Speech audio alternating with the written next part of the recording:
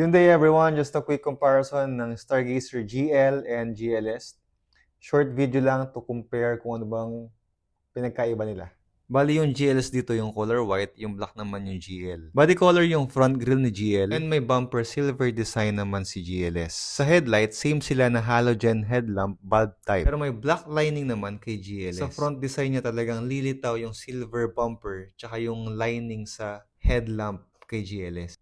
Sa likod naman halos same lang pero lilitaw pa rin dito yung bumper na color silver kay GLS. Yung brake light niya same pa rin na bulb type. Same sila na 16-inch alloy wheel set pero magkaiba sila ng design. Silver color kay GL and monotone color naman kay GLS. Sa interior, naka-leatherette type kay GLS, naka-fabric seat naman kay GL. Pagdating naman sa dashboard, urethane plastic ang steering wheel ni GL, naka-leatherette type naman ang steering wheel ni GLS. Good thing is, same sila, may control button sa steering wheel. Sa instrument cluster, naka-analog type naman si GL. Pero kay GLS, naka-digital instrument cluster na. Sa infotainment ni GL, meron siyang 2-din radio. Pero kay GLS naman, meron na siyang Apple and Android Auto CarPlay. Ang malaking advantage ni GLS is meron na siyang cruise control at control button pagdating sa instrument cluster niya. Almost same na meron conventional handbrake. Pero si GLS, merong armrest and small compartment.